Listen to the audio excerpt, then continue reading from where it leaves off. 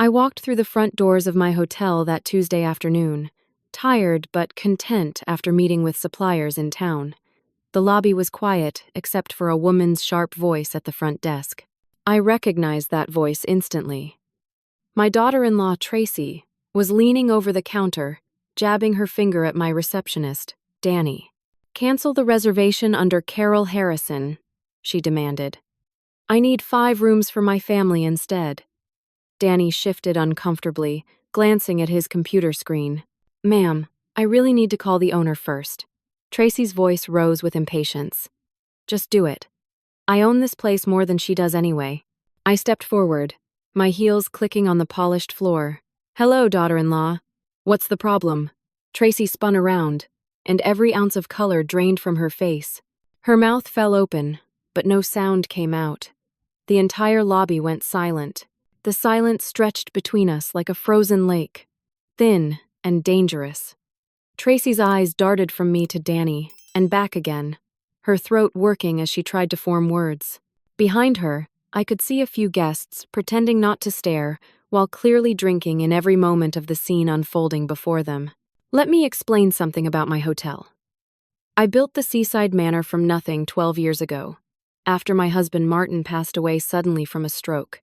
He left me a modest life insurance policy, and I had some savings we'd tucked away over 30 years of marriage. This old Victorian house sat empty on the coast of Maine, its paint peeling and windows broken, but I saw its bones were good. I spent 2 years renovating every room myself, learning plumbing and carpentry from YouTube videos and kind strangers at the hardware store. My hands bled from splinters, my back ached from hauling lumber, and I cried more nights than I can count. But I built something beautiful, something mine, something that honored Martin's memory by proving I could survive without him. The hotel became profitable after the 3rd year. Nothing extravagant, but enough to live comfortably and employ 6 people from our small town. I took pride in every 5-star review, every returning guest, every wedding we hosted in our garden overlooking the Atlantic. My son Derek met Tracy at a conference in Boston 6 years ago. She worked in marketing for a pharmaceutical company, came from old money in Connecticut, and carried herself with the kind of confidence that made my son's eyes light up like Christmas morning. They married after 2 years of dating, and from the very first time Tracy walked through my hotel's doors, I felt the chill of her judgment. She looked at my hand-stitched curtains and antique furniture the way you might look at yard sale leftovers. At their wedding, she introduced me to her parents as Derek's mother, who runs a little bed and breakfast up in Maine. The dismissiveness in those words stung worse than any bee. Over the 4 years of their marriage, Tracy made her feelings clear.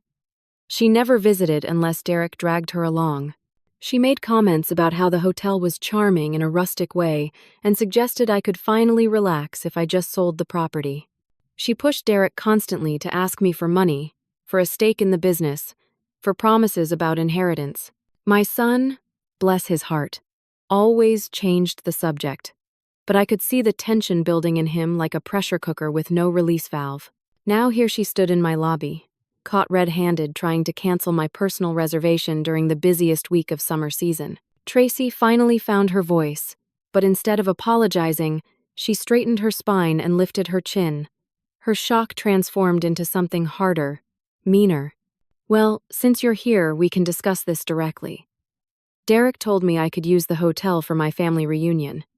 We need 5 rooms, and I saw you had one blocked off under your name." "That's selfish, Carol. Family should come first." The audacity of it knocked the wind from my lungs. I glanced at Danny, who looked like he wished the floor would swallow him whole. I kept my voice steady and professional, even as heat climbed up my neck. "Tracy, I reserved that suite for myself 6 months ago. I've been working 16-hour days for 3 months straight.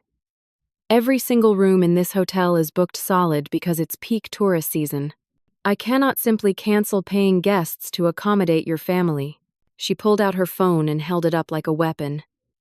"Then I'll call Derek right now and let him know how his mother treats his wife." Her fingers flew across the screen. Before I could respond, she had him on speakerphone.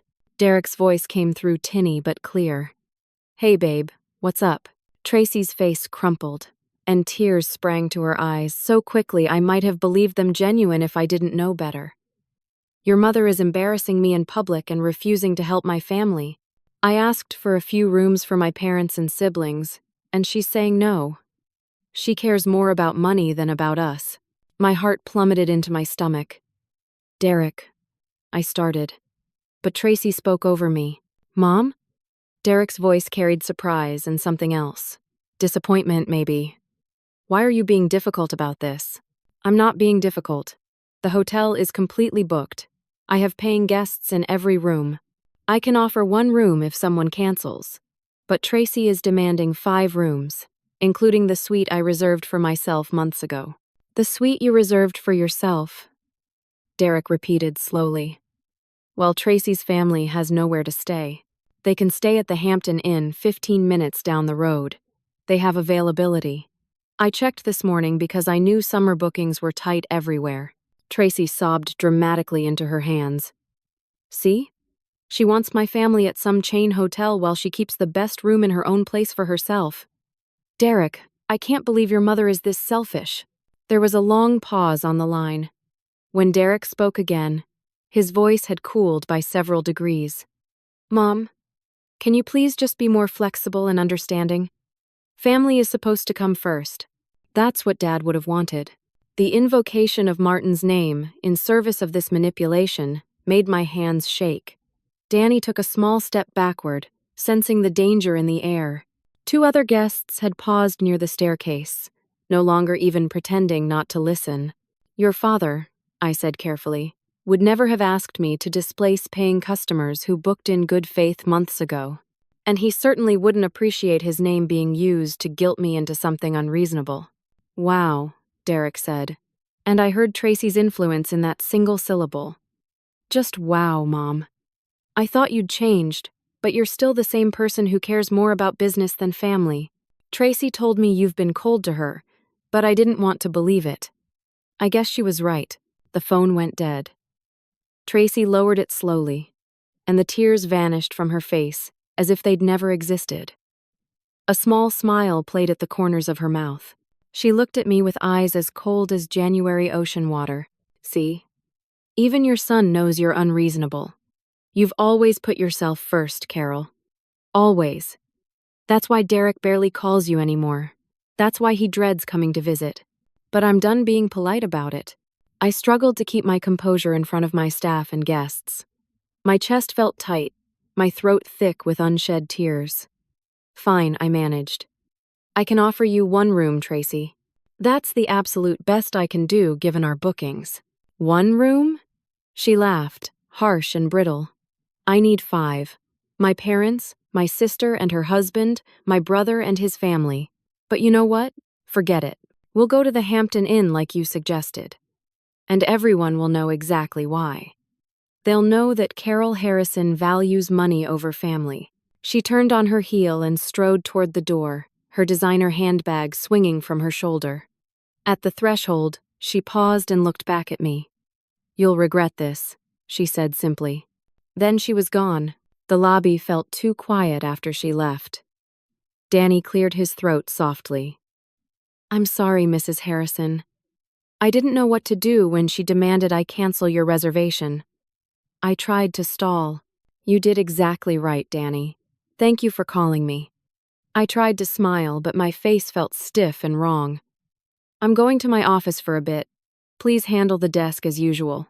I climbed the stairs to my 2nd floor office, locked the door behind me, and finally let myself cry. My son had taken his wife's side without even hearing the full story. He'd let her manipulate him into believing I was the villain in some drama I didn't even know we were performing. And the threat in Tracy's voice when she left made my skin crawl with premonition. I had no idea how much worse things were about to become. 2 weeks crawled by like wounded animals. Derek didn't call, didn't text, didn't respond to my messages. I threw myself into work, greeting guests with a smile that felt painted on, approving menus with the chef, and reviewing spreadsheets until the numbers blurred together. Beth, my assistant manager, watched me with worried eyes but said nothing. Then Derek called on a Friday afternoon. His voice was neutral, carefully empty of emotion. Hey, Mom. Tracy and I are having a barbecue tomorrow. Family gathering at our place. Can you come? We need to talk. Those last 4 words carried weight like anchors. But I heard something in his voice that sounded like my little boy, the one who used to hold my hand crossing streets and bring me dandelions from the yard.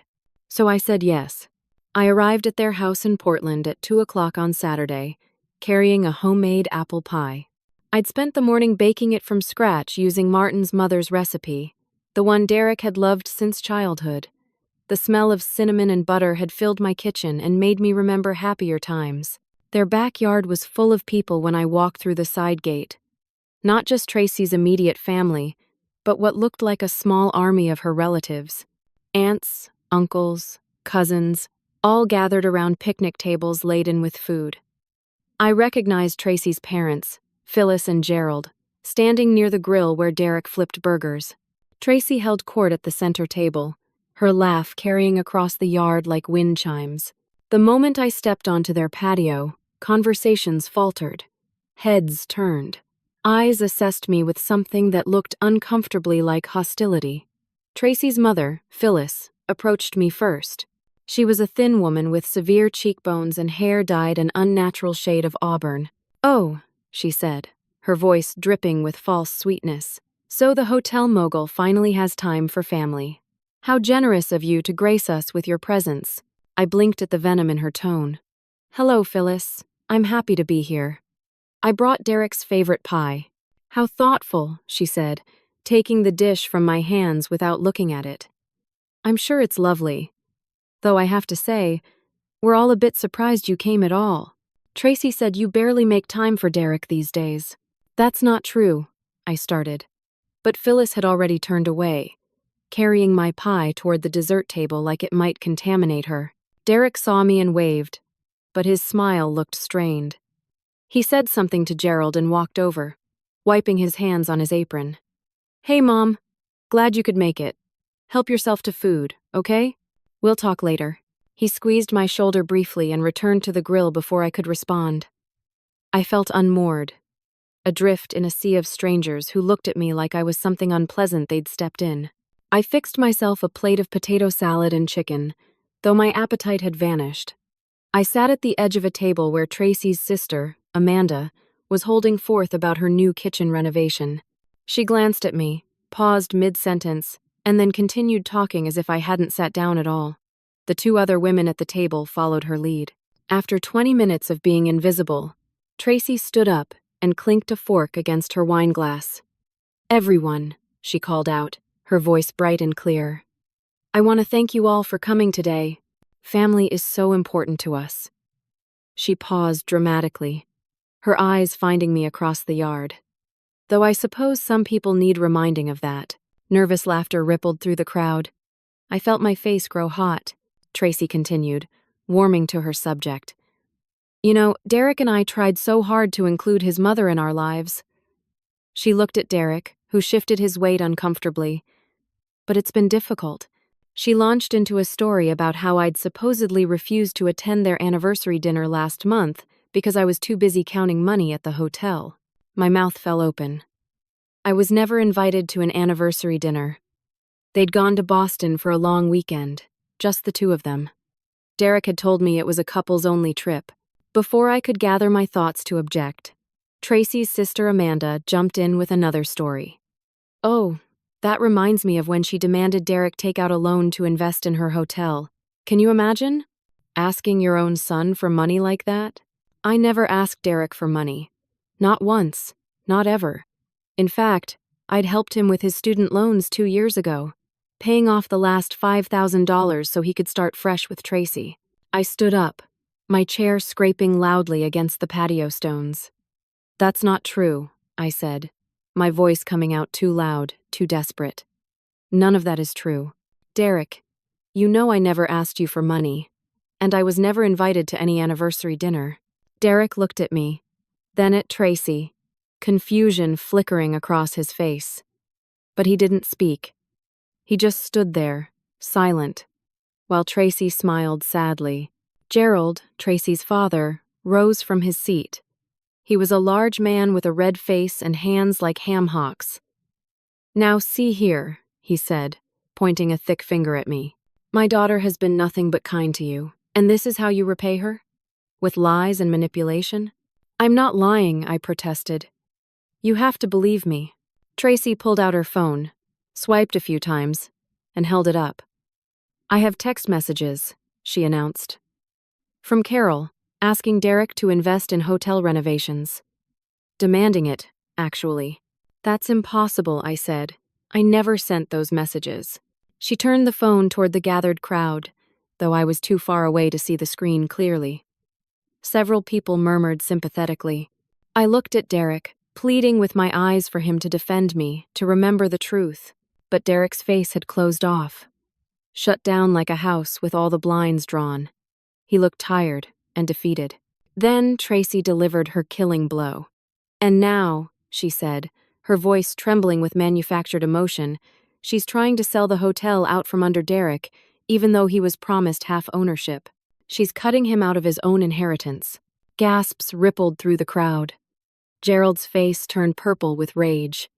I felt the ground tilt beneath me. "That's a complete fabrication," I said, hearing the desperation creeping into my voice. "Derek, you know that's not true. Your father left you money in his will. You got that inheritance. The hotel wasn't even built until after he died. It's mine. I built it myself." Derek's jaw worked, but again he said nothing. Tracy crossed the yard to stand beside him, slipping her hand into his. She looked at me with eyes full of false pity. "Mom," Derek finally spoke, his voice flat and cold. "Tracy showed me documents, papers from your lawyer about transferring the hotel deed, some kind of sale agreement. Why would you do that without telling me?" "What documents? What are you talking about?" Tracy produced a folder from seemingly nowhere. Inside were photocopied pages with legal letterhead. She spread them across the picnic table like playing cards. "See? Right here. Plans to sell the Seaside Manor to Coastal Properties Corporation, dated last month." I snatched up the papers, my hands shaking. The letterhead looked like my lawyer Lawrence's office. The language sounded legal, but I'd never seen these documents before in my life. "I never authorized this sale. These are forgeries. They have to be." "Oh, please," Tracy said softly. "Don't insult us by lying right to our faces." "I'm not lying." I looked around at the circle of hostile faces. Someone here has to believe me. I would never sell my hotel without telling Derek. I would never cut my own son out of anything. These papers are fake. Gerald stepped forward, his face inches from mine. "You should be ashamed of yourself. Exploiting your own child. Using him. We thought Derek was lucky to have a mother in his life. But now we see the truth. You're nothing but a selfish, greedy woman." "Derek." I turned to my son, tears streaming down my face now. "Please, look at me. When have I ever put money before you? When have I ever been anything but proud of you? These are lies, all lies." Derek stared at me for a long moment. Then he said, very quietly, "If they're forgeries, why do they have your lawyer's letterhead? Why is his signature at the bottom?" I looked down at the papers again. There, in the corner, was what appeared to be Lawrence's signature, but the handwriting looked slightly wrong. The spacing was off. "I need to talk to Lawrence," I said. "Let me call him right now. He'll explain." "It's Saturday," Tracy said smoothly. "Lawyers don't work weekends. Some do for emergencies." I pulled out my phone with trembling fingers and dialed Lawrence's office. It went straight to voicemail. I tried his cell. No answer. "See?" Tracy said to the assembled crowd. "She can't even get her own lawyer to back up her story."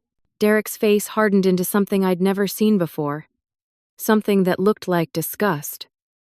"Mom," he said, and the word felt like a door slamming shut.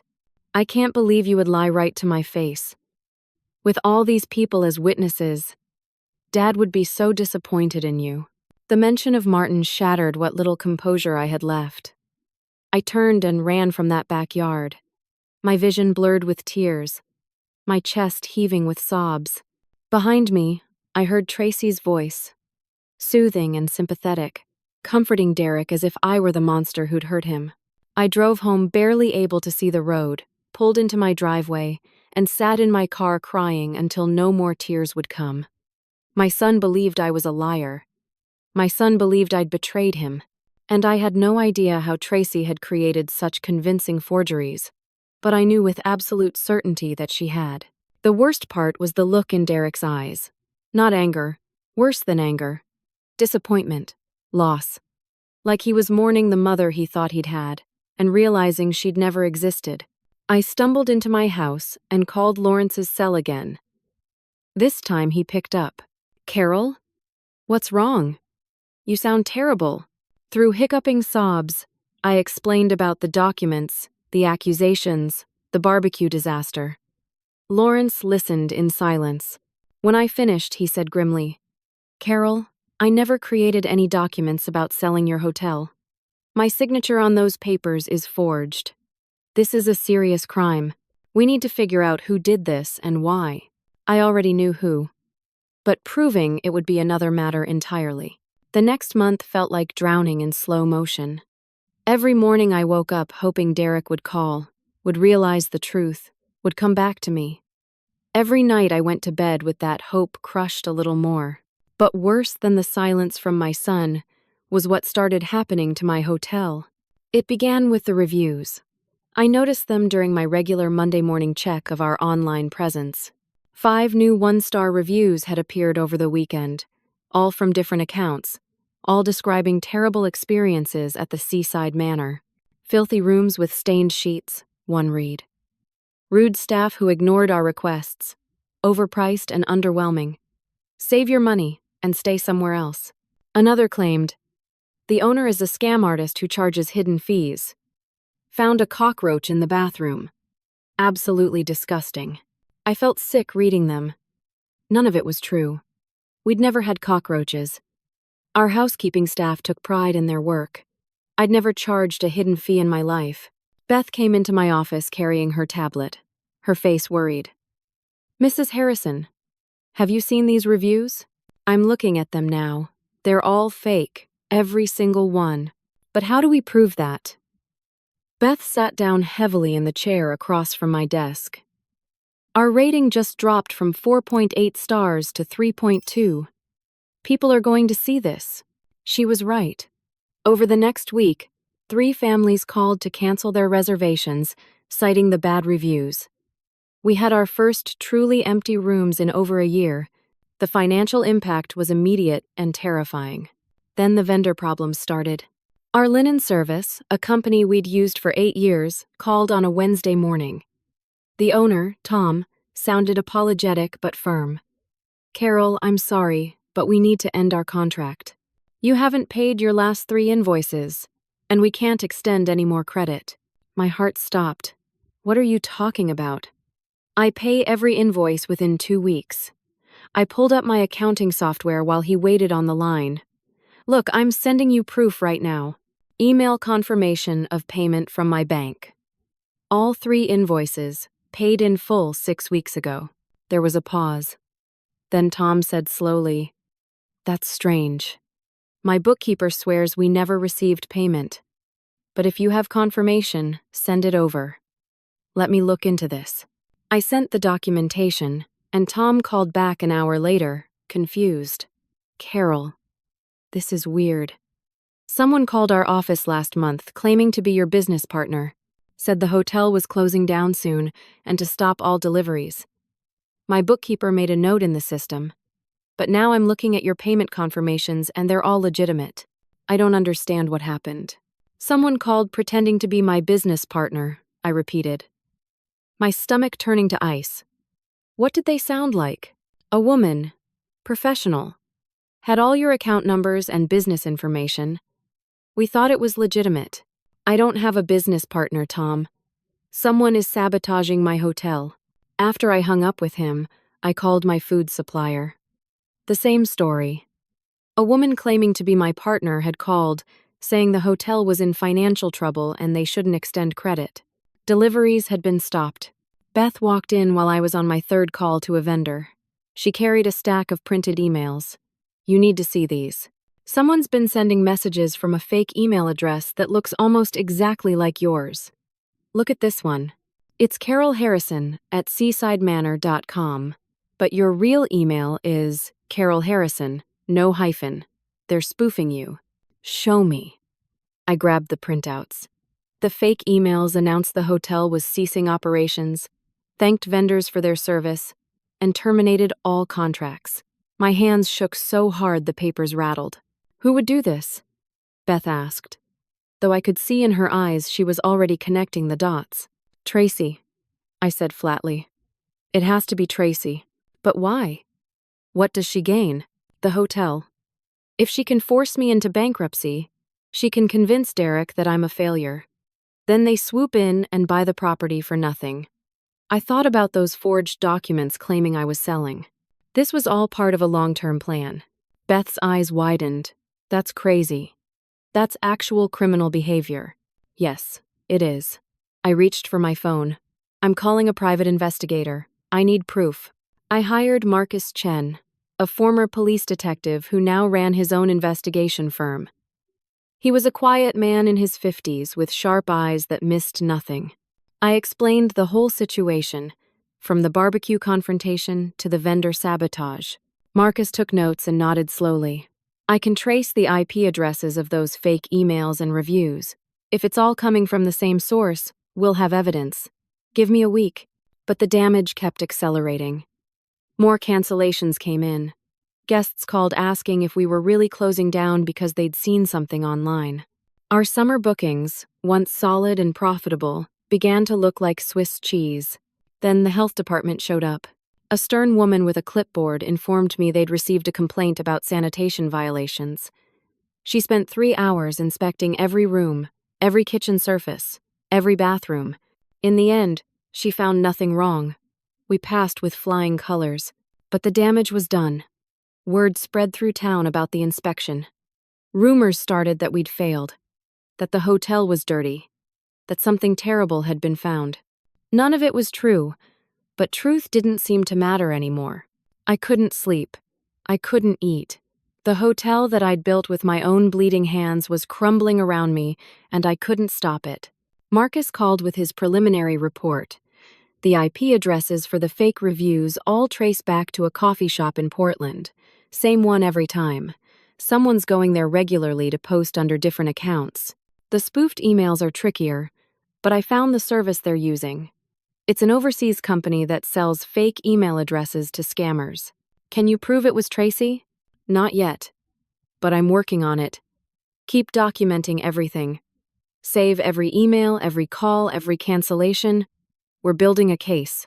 2 days later, my bank called. Someone had tried to access my business accounts using a power of attorney document. The document claimed to give a Tracy Mitchell, Derek's wife, authority over my finances.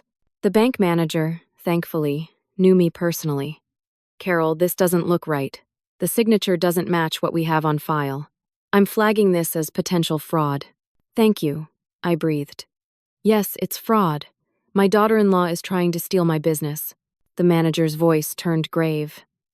You need to report this to the police. This is identity theft. But I was scared. If I went to the police, if this became public, Derek would see it as his mother attacking his wife. He'd never forgive me. I'd lose him forever. So I hesitated. And that hesitation nearly cost me everything. The legal papers arrived on a Thursday morning in late July. A process server handed me a thick envelope with my name printed on the front in official-looking font. Inside was a lawsuit. Derek was suing me for 50% ownership of the Seaside Manor. I sat down hard on the porch steps, my legs giving out beneath me. The papers outlined a claim that my late husband Martin's will had included provisions for Derek to receive half of any business ventures I undertook. Since I'd built the hotel after Martin's death using his life insurance money, Derek was entitled to half the property value. My hands trembled so badly I could barely read the legal language. This was impossible. Martin's will had been simple and clear. He'd left Derek $20,000 in a separate account, left me everything else, and trusted me to take care of our son. There had been no mention of future businesses or shared ownership. I called Lawrence immediately. He arrived at my hotel within an hour, his face grim as he read through the lawsuit. "This is based on a codicil to Martin's will," he said slowly. "A legal amendment supposedly signed 3 years before his death. It states that Derek should receive 50% of any business you create or acquire." I stared at him. "There was no codicil." "You know there wasn't. You handled Martin's estate yourself." "I know, but look at this." He pointed to the notary stamp. "It appears legitimate. The signature looks like Martin's handwriting. Whoever created this did very high-quality forgery work." My mind raced. Who would have access to Martin's old documents? Who could have practiced his signature? Who had the motivation and the patience to plan something like this years in advance? "Lawrence," I said carefully. "Martin's original lawyer, the one who drew up his will 14 years ago. Do you remember his name?" Lawrence flipped through his files. "Howard Brennan. He retired about 5 years ago. Moved to Florida, I think." "Why? What was Howard's full name? His family name?" "Brennan. Howard James Brennan." Lawrence looked at me curiously. I pulled out my phone and searched for Howard Brennan, Florida. His obituary popped up. Not an obituary, I realized. A retirement announcement from his law firm. But it listed his family. Survived by his sister Patricia Brennan, his niece Tracy Brennan Mitchell, and his nephew Ryan Brennan. Tracy Brennan Mitchell. Lawrence's eyes widened as I showed him the screen. "Your daughter-in-law's maiden name?" "Brennan." "Yes, Tracy Brennan. She married Derek 4 years ago and became Tracy Mitchell." I looked at Lawrence, feeling sick. Her uncle was Martin's lawyer. He had access to all the original estate documents. He could have created this fake codicil any time. "This is conspiracy to commit fraud," Lawrence said quietly. "Maybe even more than that. But proving it will be difficult. The notary stamp looks genuine. We'd need Howard Brennan to testify that he forged it, and why would he do that? The lawsuit threatened to freeze my assets during litigation. The legal fees alone could bankrupt me. And the timeline stretched on for months, possibly years. I couldn't afford to fight this and keep the hotel running. I tried calling Derek one more time. The phone rang 4 times, then went to voicemail. "Derek, it's Mom. Please call me back. This lawsuit, it's based on forged documents. Your wife's uncle was Dad's lawyer. Can't you see what's happening? Please, sweetheart, talk to me." He didn't call back. Tracy did. She called my cell phone that evening while I sat in my office staring at spreadsheets that swam before my eyes. Her voice was bright and cheerful, as if we were old friends catching up. "Hello, Carol. I heard you received our legal papers. Just wanted to check in and see if you'd like to discuss a settlement. Could save us all a lot of time and money." "You forged those documents," I said flatly. "Your uncle created that fake codicil." Tracy laughed, light and airy. "Oh, Carol, such wild accusations. You really should be careful about slander. That's actionable too, you know.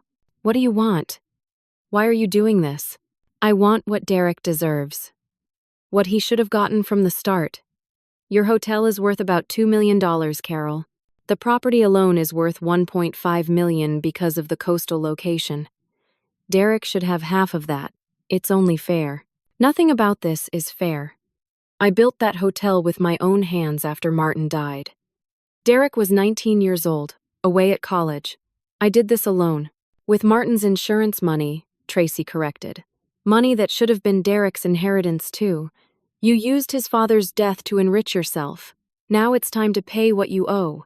I don't owe Derek half my hotel. And you know it." "The jury will decide that," Tracy said sweetly. "Or you could settle now. Sign over 49% to Derek. Keep 51% for yourself, and we'll drop the lawsuit. See? I'm being generous.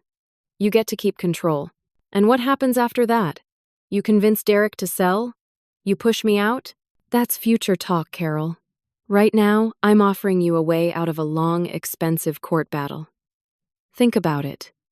You have 48 hours. She hung up before I could respond. I didn't sleep that night. I walked the halls of my hotel, running my hands over the wood paneling I'd sanded and stained myself, looking at the photographs on the walls of happy guests and beautiful sunsets. Every inch of this building held my blood, sweat, and tears. I'd given it 12 years of my life. And Tracy thought she could just take it because she'd married my son? Lawrence filed our response to the lawsuit, denying all claims and alleging fraud. The legal machinery ground into motion. Court dates were set, depositions were scheduled. My assets were indeed frozen pending resolution. I had to take out a personal loan to make payroll. Beth and my other staff looked at me with worried eyes but said nothing. Guests continued to cancel. The fake reviews kept appearing faster than I could report them. Marcus called with an update. I've identified your daughter-in-law meeting regularly with a man named Craig Donovan. He's a real estate developer who specializes in buying coastal properties and converting them into luxury condos. I've got photos of them having lunch together, meeting at construction sites, going into a condo in Portland that's owned by one of Donovan's shell companies. Send me everything, I said wearily. The photos arrived by email an hour later. Tracy and a handsome man in his 40s, laughing over coffee. Tracy and the same man, his hand on her lower back, entering a building. Tracy and the man, sitting very close together in his car. My daughter-in-law was having an affair. She was planning to steal my hotel and sell it to her lover. I showed the photos to Lawrence. This is good, he said. This shows motive. She's not doing this for Derek. She's doing it for profit and personal gain. But we still can't prove the codicil is forged without Howard Brennan's testimony. And I doubt he'll volunteer to confess to a crime. Then we find a way to make him volunteer. But time was running out. My savings were depleting. The hotel was hemorrhaging money. And worst of all, my heart was breaking. Because in all of this, my son still wouldn't speak to me. Derek believed every lie Tracy told him, trusted her completely, and saw me as the villain trying to deny him his rightful inheritance. I'd lost my son. I was losing my hotel. And I was losing myself in the process. That's when my body decided it had had enough. The pain started in my chest during the lunch rush on a Wednesday. Sharp and crushing, like an elephant sitting on my sternum. I tried to breathe through it, told myself it was just stress and anxiety. But then my left arm went numb, and the room started spinning. Beth found me collapsed on the office floor. I heard her screaming for someone to call 911. The ambulance ride was a blur of sirens and worried faces and an oxygen mask pressed over my mouth. At the hospital, they told me I'd had a heart attack. A significant one. The cardiologist, a young woman with kind eyes, explained that severe prolonged stress had weakened my heart. Combined with my age and family history, I'd been a ticking time bomb. They kept me in the cardiac unit for 3 days, monitoring my heart rhythm and adjusting medications. Lawrence came to visit. Beth came every evening after work. My staff sent flowers and cards. Derek didn't come. He didn't call. He didn't even send a text message. On the 4th day, I had a visitor I didn't expect. Tracy walked into my hospital room, wearing a pale blue dress and carrying a small bouquet of roses. Her face was arranged in an expression of concern, but her eyes were flat and calculating. "Carol," she said, setting the roses on the bedside table. "I heard about your heart attack. How terrible. Are you feeling better?" I stared at her, unable to formulate words through my shock and rage. She sat down in the visitor's chair and crossed her legs, getting comfortable. "I wanted to check in on you. Also, I thought you should know that Derek is very upset. He's hurt that you haven't reached out to apologize yet." "Apologize?" The word came out as a croak. "For what?" "For lying to him. For the forged documents you claim we created. For taking him to court." Tracy examined her manicured nails. "Derek is a sensitive person, Carol. This whole situation has been very hard on him. He really needs his mother to admit she was wrong and make things right." I found my voice, though it came out weak and thready. "Get out of my room. Now. Don't get agitated. The doctor said stress is bad for your heart." Tracy leaned forward, and her mask of concern slipped away entirely. "Let me tell you how this is going to end, Carol. So there's no confusion. She spoke in a low, calm voice, as if discussing the weather. I never loved your son. Not for a single moment. I married Derek because I knew you owned this hotel, and I knew it was sitting on prime coastal real estate worth millions. I've been planning this takeover for 4 years. Every smile, every family dinner, every time I played the dutiful daughter-in-law, it was all strategy. My heart monitors started beeping faster. A nurse glanced through the window, but Tracy waved her away with a bright smile. My Uncle Howard created the forged codicil 3 years ago, right after I started dating Derek seriously. We planned ahead, Carol. We were very, very patient. Uncle Howard owed some bad people a lot of money from gambling debts. I paid off $50,000 for him. In exchange, he gave me perfect forgery work. Why? I whispered. Why go to all this trouble? Because I'm smart enough to see opportunities and take them. Your hotel is worth about $2 million. But the land underneath? If someone tore down the building and developed luxury waterfront condos? $5 million. Easily. Maybe 6. You want to destroy my hotel, Tracy smiled. I want to profit from it. There's a difference. And I'm going to win, Carol. The lawsuit will bankrupt you within 6 months. You'll be forced to settle or sell. Derek and I will take ownership. Then I'll divorce Derek, sell the property to my business partner Craig, and walk away with enough money to never work again. Derek will get nothing in the divorce. I've made sure of that. Separate property laws work in my favor since the hotel will technically be in his name after the settlement, but our prenup is ironclad. She actually laughed. Your son will end up with nothing. No hotel, no wife, no money, and no mother, since you'll be too busy being poor and broken to be of any use to him. You're a monster, I breathed. I'm a realist. Tracy stood up and smoothed her dress. Oh, and one more thing. I've filed paperwork to have you evaluated for mental competency. All this stress, the heart attack, your wild accusations about forged documents and conspiracies. The court might decide you're not capable of managing your own affairs anymore. Guess who would be appointed as conservator? That's right.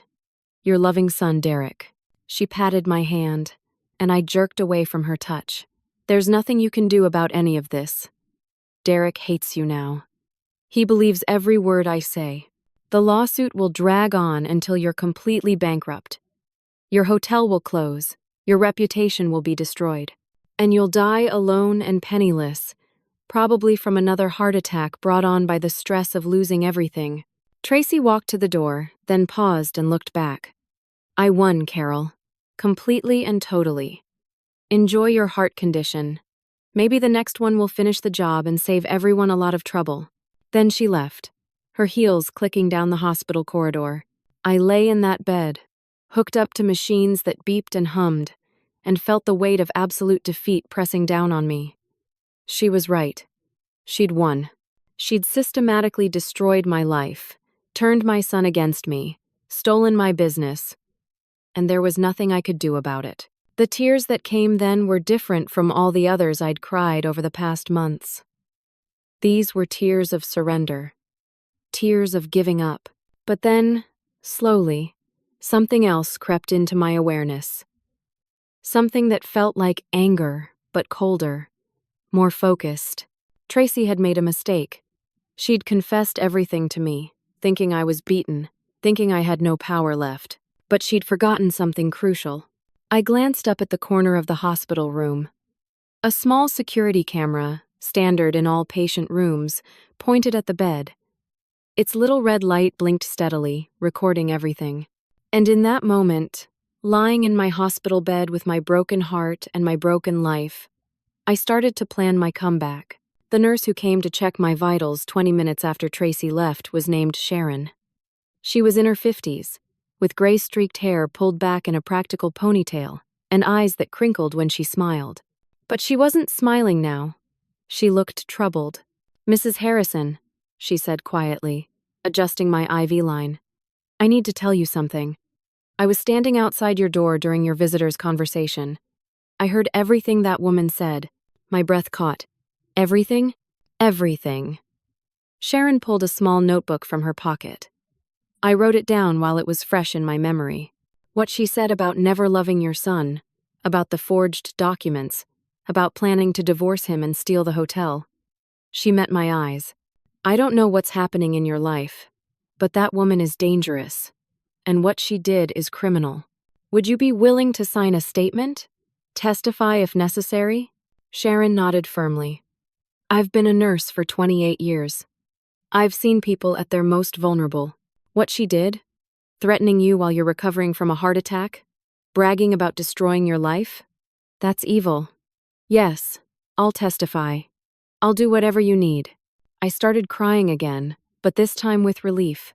Thank you. You have no idea what this means. After Sharon left, I called Lawrence. My voice was stronger now, steadier. I told him everything Tracy had said, about Sharon's willingness to testify, about the security camera that had recorded the entire conversation. Lawrence was silent for a long moment. Then he said, "This changes everything.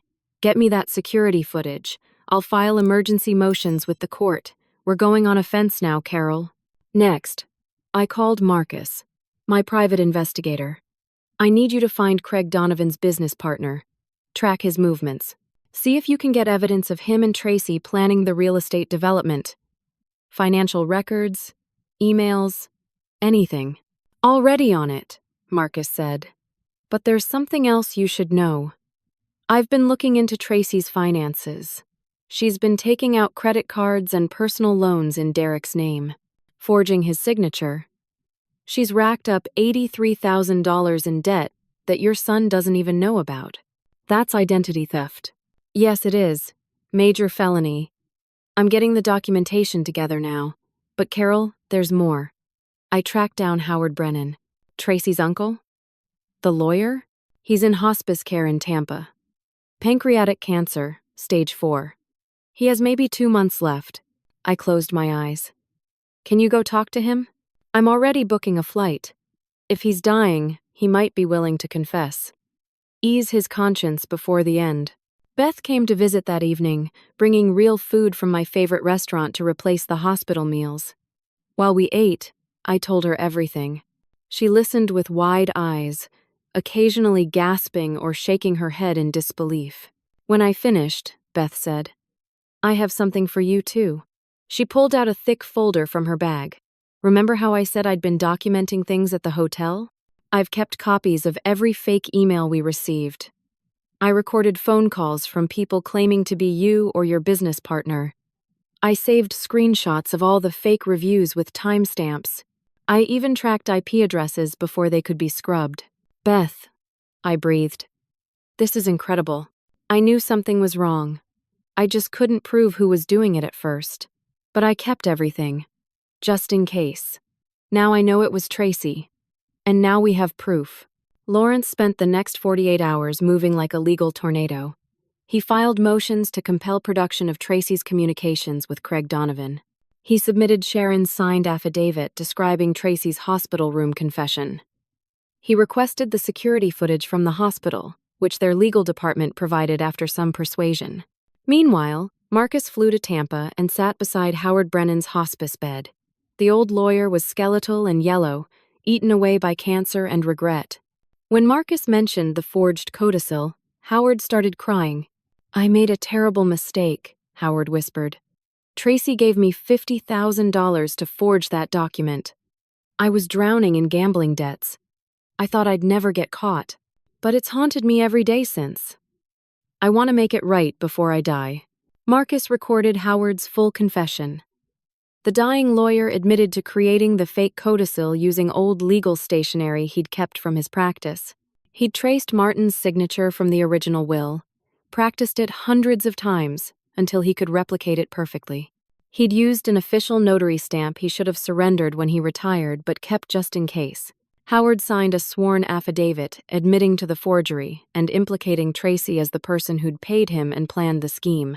He provided dates, amounts, even copies of the deposit slips showing Tracy's payments to him.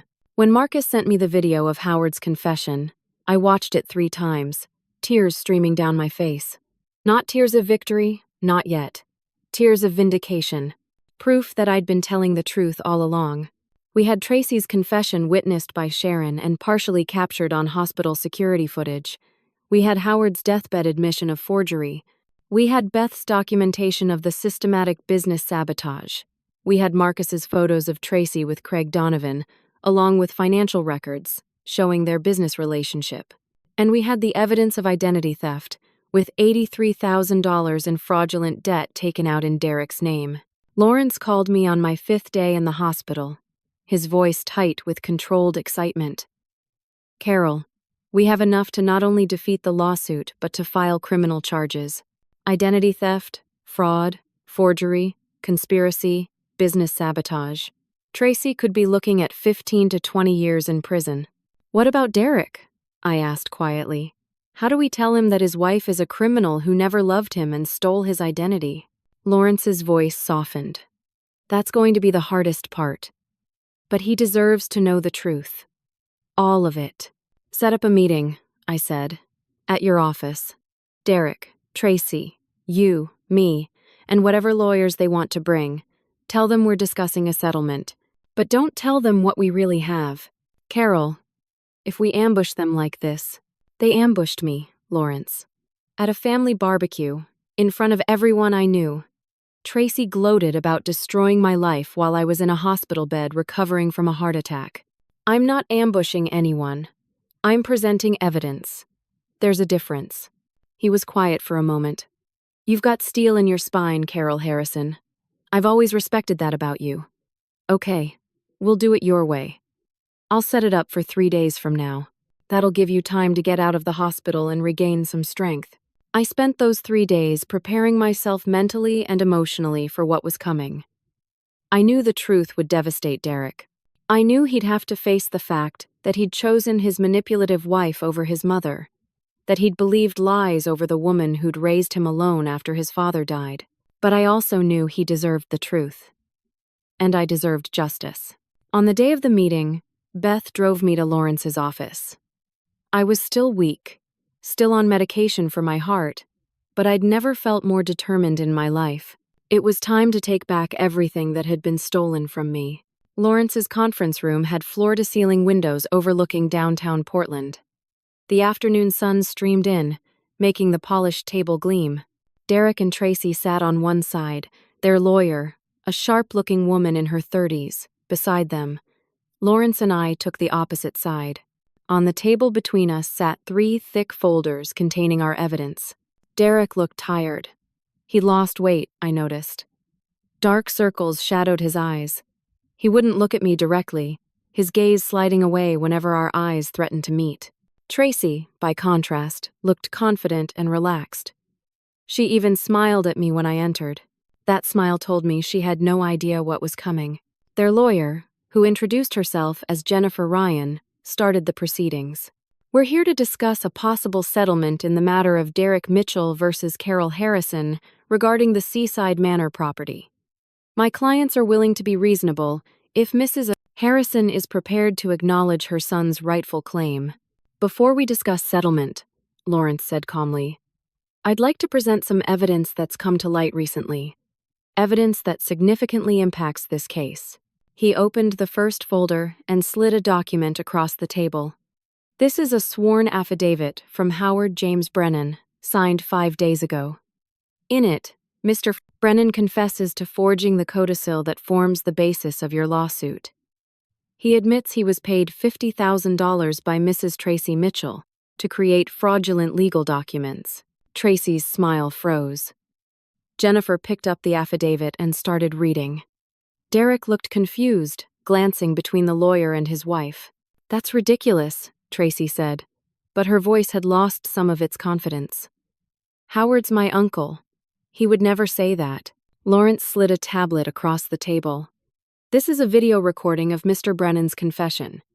He's in hospice care, dying of cancer. He wanted to clear his conscience before he dies. Please, watch it." Jennifer pressed play. We all watched as Howard Brennan, gaunt and barely able to speak above a whisper, described in detail how he'd forged Martin's signature, created the fake codicil, and been paid by Tracy to do it. Derek's face went progressively paler as the video played. When it ended, Derek turned to Tracy. "Tell me this isn't true." "It's a dying man's fantasy," Tracy said quickly. "He's probably on morphine, doesn't know what he's saying." Lawrence opened the second folder. "This is an affidavit from Sharon Williamson, a registered nurse at Maine Medical Center. She witnessed a conversation between Mrs. Mitchell and Mrs. Harrison in the hospital 5 days ago. In that conversation, which was partially captured on hospital security footage, Mrs. Mitchell confessed to marrying Derek solely to gain access to the hotel property. She admitted to planning this scheme for 4 years, to never loving Derek, and to intending to divorce him once she obtained the property.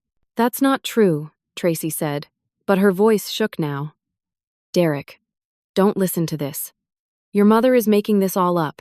"There's a recording," Lawrence said, and played the hospital security footage on his laptop. The audio wasn't perfect, but Tracy's voice came through clearly enough. "I never loved your son. Not for a single moment. I married Derek because I knew you owned this hotel." Derek stood up abruptly, his chair scraping against the floor. His face had gone from pale to bright red. "Tracy," he said, his voice barely controlled. "Tell me right now. Is any of this true?" Tracy opened her mouth, closed it, looked at her lawyer for help. Jennifer was reading through the affidavits with increasingly alarmed eyes. Lawrence wasn't finished. "The third folder contains documentation of identity theft. Mrs. Mitchell has taken out 11 credit cards and 3 personal loans in Derek's name over the past 2 years, forging his signature and using his social security number. The total fraudulent debt amounts to $83,000. We have credit reports, application documents, and handwriting analysis proving the forgeries." "What?" Derek's voice came out as a strangled shout. He lunged for the folder, grabbing the credit reports. His hands shook as he flipped through page after page of debt he'd never authorized. "Tracy, what did you do?" "It was for us," Tracy said desperately, her composure cracking. "For our future. I was going to pay it all back once we got the hotel." "You stole my identity?" Derek looked like he might be sick. "You forged my signature? You destroyed my credit?" Lawrence continued relentlessly, almost gently. "We also have evidence that Mrs. Mitchell has been conducting a 2-year affair with Craig Donovan, a real estate developer. They've been planning to tear down the seaside manor and develop luxury condos on the property. Mr. Donovan has already drawn up preliminary plans. After obtaining the hotel through this lawsuit, Mrs. Mitchell intended to divorce Derek and sell the property to Mr. Donovan's company." He showed photos. Tracy and Craig having lunch, entering the condo together, sitting close in his car. Financial records showing payments from Craig to Tracy's personal account. Emails discussing development plans and profit projections. Derek stared at the photos as if they were written in a foreign language. "You've been cheating on me? For 2 years?" Tracy's face crumpled. "Derek, please. Let me explain." "Explain what?" Derek's voice rose to a shout. "Explain how you never loved me? Explain how you married me to steal from my mother? Explain how you destroyed my credit and planned to leave me with nothing?" "I never meant to hurt you," Tracy cried, real tears now streaming down her face. "I just wanted financial security. You wanted to rob me blind," Derek finished. "You wanted to destroy my relationship with my mother so you could steal everything she built." He turned to me for the first time, and the anguish in his eyes made my heart break all over again. "Mom. Oh God, Mom. What have I done?" I reached across the table and took his hand. "You were manipulated by someone very skilled at manipulation. This isn't your fault. I believed her over you. I closed the door in your face. I sued you." Derek's voice broke. "I let her convince me you were the villain when you were the victim all along." Jennifer closed her folders and stood up. "I need to speak with my client in private. Clearly, there are significant issues with this case that I was not made aware of." "There's one more thing," Lawrence said quietly. "Mrs. Mitchell also systematically sabotaged the Seaside Manor's business operations. She posted fake negative reviews, contacted vendors pretending to be Mrs. Harrison's business partner and canceling services, filed false health department complaints, and attempted to access Mrs. Harrison's bank accounts using forged power of attorney documents. We have documentation of all of it. He placed Beth's folder on the table. Every email, every phone call, every fake review, all traced back to Tracy, or services she paid for. Jennifer's face had gone gray. "Mrs. Mitchell, we need to talk. Now." But Tracy had stopped responding. She sat frozen, staring at the evidence spread across the table. Her carefully constructed scheme, 4 years in the making, had collapsed in 30 minutes.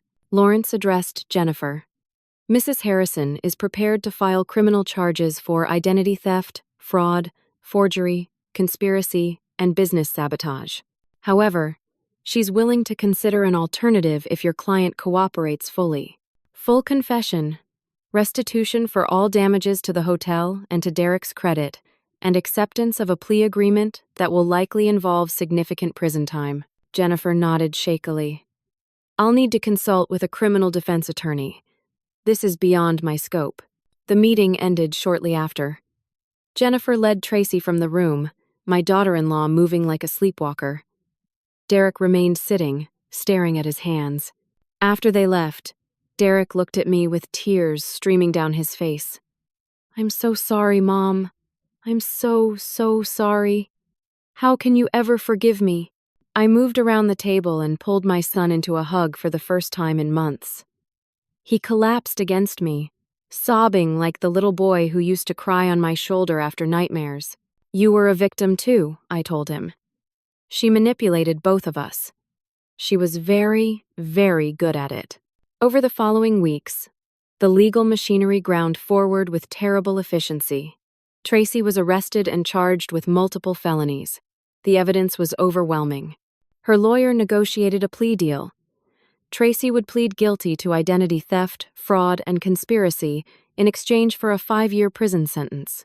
She'd have to pay restitution to both Derek and me, though we'd probably never see that money. Craig Donovan lost his real estate license when his involvement came to light. The scheme had been more extensive than we'd realized. He'd been planning to buy the hotel property for half its value through a shell company, then flip it for development at triple the price. Derek filed for divorce immediately. The process was surprisingly simple given the criminal conviction. He moved into a small apartment near the hotel and started coming by every day. At first, he just sat in the lobby, drinking coffee and watching me work.